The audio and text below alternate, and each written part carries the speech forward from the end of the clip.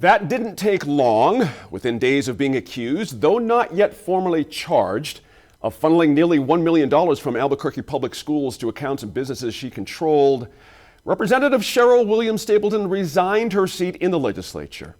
APS reported the suspected scheme to the Attorney General this spring, and by last week, Ms. Stapleton's high-profile political career had come to an end. Joining us now to talk about the fallout, our Line Opinion panel, Line regular and PR pro Tom Garrity returns. So too does attorney and another regular, Laura Sanchez, is with us. And joining us as our special guest star this week is former State Senator Eric Griego. All right, guys, the allegations are that Ms. Williams Stapleton, who was the Director of Career and Technical Education at APS, used her position to guide $5 million of sole source contract money to a company with close ties to her, eventually sharing almost $1 million for herself. That's an allegation, not a criminal charge yet, and Ms. Williams Stapleton denies it.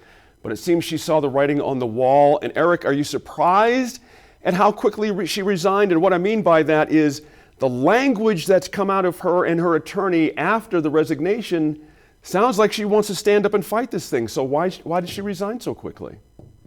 That's a great question. It didn't make sense to me. I mean, I think it was the honorable thing to do, and obviously she's innocent and until these allegations are proven. But it doesn't send a really good signal if you're really innocent to resign. I mean, contrast to what's happening with Cuomo, for example, they're going to have to drag him out of that office, right. And those are much more serious allegations. Good point. And so I respect the decision. I think if you were her attorney, and I'm not an attorney, I'll defer to Laura on that one. It probably makes it harder to say, why would you resign if you didn't do anything wrong?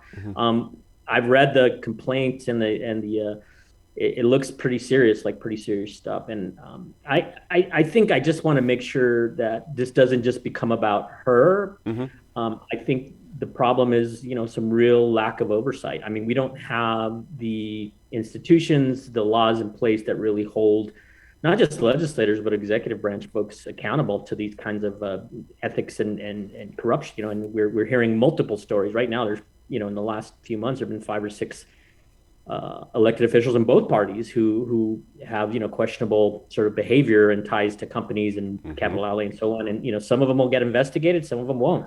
So I do think it speaks to this need for much more oversight and maybe more independent oversight, maybe even a state inspector general or something to look at allegations like this, as opposed to hoping the legislature or the new ethics commission can deal with it, because I just don't think they have the power to really do anything substantial. But in this case, it's risen to the level of obviously there's federal money involved. So right. That's right. Make the, so. It complicates everything. Exactly right there. Laura, there's an obvious question sort of hanging out there. Might as well get to it. Are there broader implications for New Mexico Democrats here? Well, it's definitely, it's a black eye, I think, for any Democrat in the state. It's a real loss, I think, for somebody who's been in a leadership position for so long, to then have this kind of thing come out. It's not the first time that we've seen people in high places fall like this. The Albuquerque Journal had just a list of who's who of people who have been involved in scandals, been removed, been through criminal charges, served time, both parties. And so it's really unfortunate. But I think that the Democratic Party, and as we saw right after she resigned, it was a quick move for the caucus. They got together, they someone in as the majority floor leader, at least interim until they can have an election in about 2 weeks. And so, at least they moved quickly to do that. But I think from a personal level. But let me ask you a question, Laura, if I could, sort of related to what I asked Eric a second ago. Is it your sense that the majority leader really leaned on Ms. Stapleton to resign, perhaps earlier than if she had a chance to sit back and think about it? She might not have. I mean, it seemed to me. Go ahead. I'm sorry. I'm sorry. Do you mean the Speaker of the House? Speaker of the House. Maybe? Yes. Sorry. I don't know. Certainly there was pressure. And I will say that, I agree with Eric. When somebody resigns, suddenly there's questions, right, about, is there some guilt there, whatever. But at the same time, when you're in the middle of a storm like that, and I've not been in the middle of a criminal investigation, I can only imagine the stress involved with that. But I have been in the middle of a public debacle, so to speak, within the party. And when you're in the middle of that storm, you're really looking to try to figure out how to, focus. Yeah. And her focus, which I think appropriately so, needs to be on the investigation, the criminal side of it, dealing with all of that. Clearing her name sounds like that's a goal. Then dealing with all the public pressure and calls to resign can be a real distraction and can pull a person apart very quickly. So, I would like to take a measured approach here. It's not any different than the way I proceeded or commented when Diego was going through his part, his issues. We'll wait and see in terms of the investigation, but there certainly is enough in there for a federal grand jury subpoena even, which is pretty serious. Of course, there's been other people who have had federal subpoenas like Bill Richardson, and nothing came of that. That's right. That's right. There's arguments on both sides. Let me get Tom in here real quick. Tom, interestingly, Eric mentioned about the red flags. And I'm curious, you're an ex-APS guy, you're also an ex-legislative guy. I mean, you've kind of seen this from both ends of the world here. Is there a fundamental problem here with APS when it comes to oversight in these kind of sole source contracts? What are we looking at here? Well, yeah, I mean, I think that there's an issue with sole source contracts, period, regardless of if it's in Albuquerque Public Schools or state of New Mexico or anywhere. Yeah, good point. Just because I think that has some, always leaves the door open for, a lot of different issues. Specific to APS, in this particular case, Renette Apodaca, the person with APS who actually discovered this, she deserves accolades, for really kind of, following her sense and having it investigated. Of course, as both Eric and Laura have said, Cheryl Williams Stapleton is innocent until proven guilty, and so we just need to kind of keep an eye on that. I think that to your question about is the bureaucracy too big? There are a lot of different entities who are looking at this.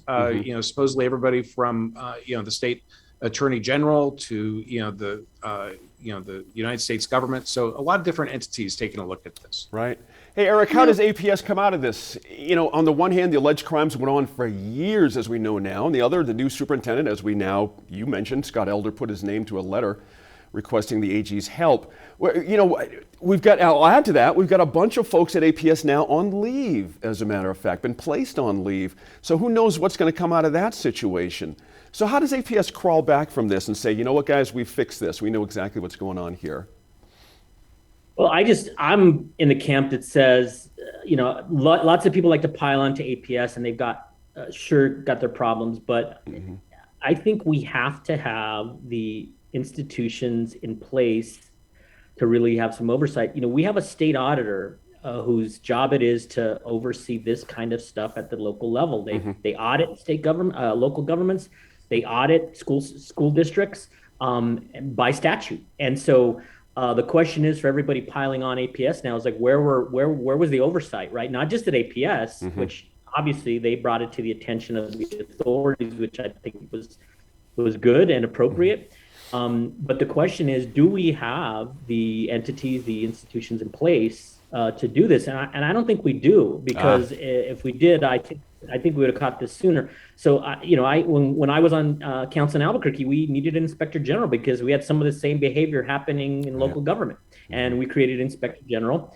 Not everybody was crazy about that, but it's been one more tool to really provide some independent oversight, right? Independent, that's the key thing. Remember, the folks who do this oversight right now are partisan officials. They're either colleagues of people accused or they're members of a party. Good point. So I don't know that that's the best system. And what a lot of states have, and a lot of cities and even at the federal level, agencies have, is an independent inspector general to look at this exact kind of behavior in school systems and so on, and not hope that you have the internal capacity, whether you're a big school system like APS or a smaller school system like Floyd, who we're going to talk about next, to really have the ability to regularly, not once every 10 years, regularly keep an eye on this sort of behavior and sole source contracting, conflicts, and all the things that we're finding out may or may not have happened in this case.